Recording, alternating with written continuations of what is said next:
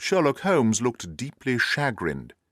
He drew a sovereign from his pocket and threw it down upon the slab, turning away with the air of a man whose disgust is too deep for words. A few yards off he stopped under a lamp-post and laughed in the hearty, noiseless fashion which was peculiar to him. "When you see a man with whiskers of that cut, and the pink 'un protruding out of his pocket, you can always draw him by a bet," said he. "I dare say if I had put £100 down in front of him, that man would not have given me such complete information as was drawn from him by the idea that he was doing me on a wager. Well, Watson, we are, I fancy, nearing the end of our quest, and the only point which remains to be determined is whether we should go on to this Mrs. Oakshott tonight, or whether we should reserve it for tomorrow. It is clear, from what that surly fellow said, that there are others besides ourselves who are anxious about the matter, and I should—" His remarks were suddenly cut short by a loud hubbub which broke out from the stall which we had just left.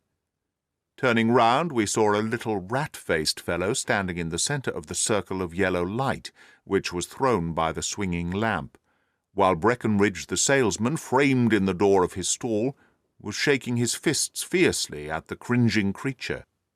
"I've had enough of you and your geese," he shouted. "I wish you were all at the devil together. If you come pestering me any more with your silly talk, I'll set the dog at you. You bring Mrs. Oakshott here and I'll answer her, but what have you to do with it? Did I buy the geese off you?" "No, but one of 'em was mine all the same," whined the little man. "Well then, ask Mrs. Oakshott for it." "She told me to ask you." "Well, you can ask the King of Prussia for all I care. I've had enough of it. Get out of this." He rushed fiercely forward, and the inquirer flitted away into the darkness. This may save us a visit to Brixton Road," whispered Holmes. "Come with me, and we shall see what is to be made of this fellow." Striding through the scattered knots of people who lounged round the flaring stalls, my companion speedily overtook the little man and touched him upon the shoulder.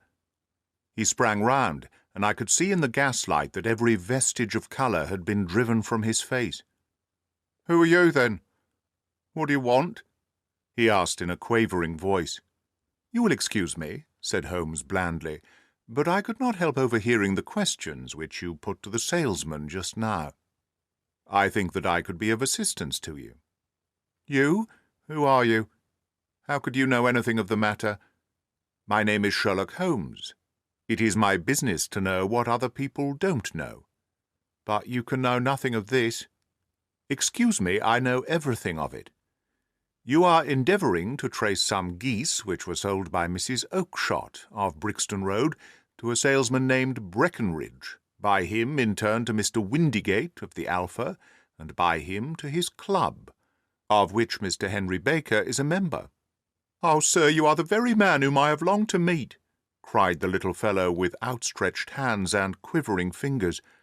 "I can hardly explain to you how interested I am in this matter." Sherlock Holmes hailed a four-wheeler which was passing. "In that case we had better discuss it in a cosy room, rather than in this wind-swept market-place," said he. "But pray tell me, before we go further, who it is that I have the pleasure of assisting." The man hesitated for an instant. "My name is John Robinson," he answered with a sidelong glance.